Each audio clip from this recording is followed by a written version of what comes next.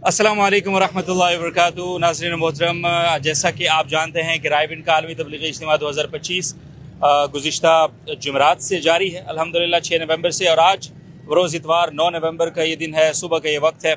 और इस इज्तिमा की इख्तितामी दुआ से कुछ देर पहले यहाँ पिंडाल में हज़रत मौलाना इब्राहिम देवला साहब ने करवाई है, और उसके साथ ही ये पहला मरहला अपने इख्तिताम को पहुँचा है। जैसा कि आप जानते हैं कि इस इतने बड़े इज्तिमा के लिए बहुत बड़े पैमाने पर इंतजामात किए जाते हैं। हमने पिछले साल भी आपको कुछ आदाद शुमार दिए थे, तो इस दफ़ा थोड़ा सा उनको ताज़ा कर लेते हैं। सबसे पहले तो इस इज्तिमा का कुल रकबा कितना है, क्योंकि इतने लाखों लोग आते हैं, उनके ठहरने का, उनके लिए बैतुल खलाओं का, उनके लिए पार्किंग का एक बहुत बड़ा इंतज़ाम होता है, इवन खाने पीने का, कैंटीन्स का।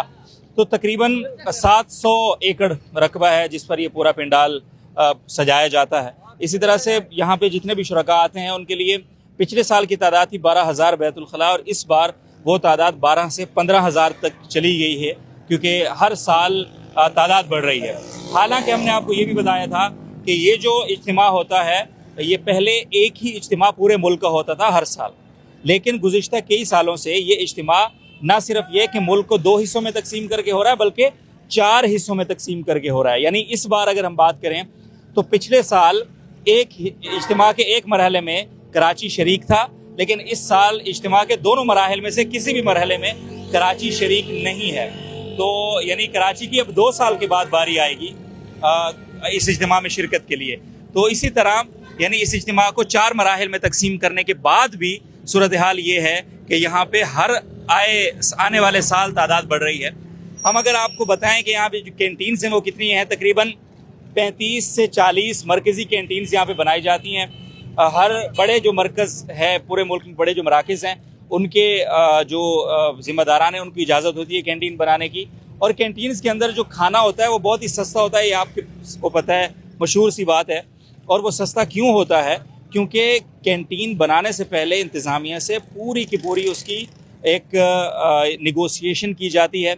जो भी यहाँ पे दुकान लगाना चाहता है, इवन पानी बेचना चाहता है, तो पानी बेचने वाली कंपनी वो इज्तिमा से पहले यहाँ की इंतज़ामिया से मीटिंग करती है आके, और वो अपनी कॉस्ट पे कोशिश करते हैं उनसे चीज़ लेने की।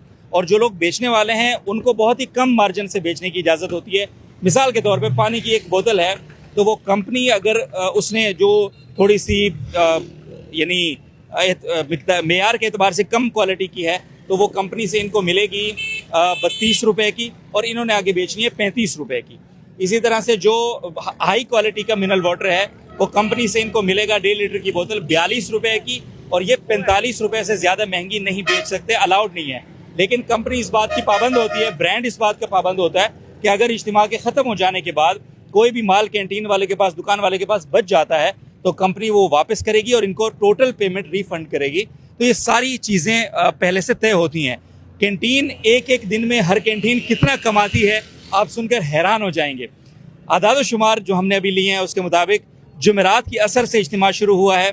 जुमेरात की असर, जुम्मे का पूरा दिन, हफ्ते की सुबह तक, ये जो दौरानिया है, इसमें एक कैंटीन जो मरकज़ी कैंटीन है उनमें से एक कैंटीन वो तकरीबन 2 करोड़ के लगभग सेल करती है, 2 करोड़ रुपए। उसके बाद जो हफ्ते की सुबह से लेकर इतवार की सुबह तक, यानी गुज़िश्ता कल की सुबह से लेकर आज दुआ वाले दिन की सुबह तक, एक कैंटीन 3 करोड़ 10 लाख रुपए से ज़्यादा की सेल करती है एवरेज। तो यह आप देखें, इससे आप मजमे का अंदाज़ा लगाएं। और इस तरह की 33 से 35 कैंटीनें यहाँ कम से कम यहाँ पे मौजूद हैं। तो ये अल्हम्दुलिल्लाह एक बहुत बड़ा सिलसिला, और इतने मुनज़्ज़म अंदाज में। और इस बार पंजाब गवर्नमेंट ने भी बहुत खुसूसी इसके लिए इंतज़ामात किए थे। ठोकर नियाज़ भी एक ऐसा पॉइंट है लाहौर का कि जहाँ से आप मुल्क के किसी भी हिस्से से आएँ तो आपको वहाँ आकर गाड़ियाँ उतारती हैं। वहाँ से यहाँ पिंडाल तक पहुँचने के लिए एक बहुत बड़ा चैलेंज है उन लोगों के लिए जो स्पेशल गाड़ियों में नहीं आते, बल्कि इंडिविजुअली आते हैं, बसों के ज़रिए आते हैं, लोकल के ज़रिए, ट्रांसपोर्ट के ज़रिए आते हैं। तो इस बार ग्रीन इलेक्ट्रिक बस चलाई गई थी पंजाब की तरफ से, पंजाब गवर्नमेंट की तरफ से, जो लोगों को वहाँ से रायविंड पिंडाल तक ला रही थी। तो एक बहुत बड़ी सहूलत की गई पंजाब गवर्नमेंट की तरफ से। इसी तरह सिक्योरिटी के हवाले से जो इंतजाम होते हैं वो तो आपको पता ही हैं। लेकिन खुलासा इस वक्त यह है कि ये इतना बड़ा इज्तिमा, अल्हम्दुलिल्लाह आलमी इज्तिमा, जिसमें दुनिया भर के मुख्तलिफ ममालिक के बच्चे और लोग शरीक हैं, बच्चे तो नहीं, नौजवान वो शरीक हैं।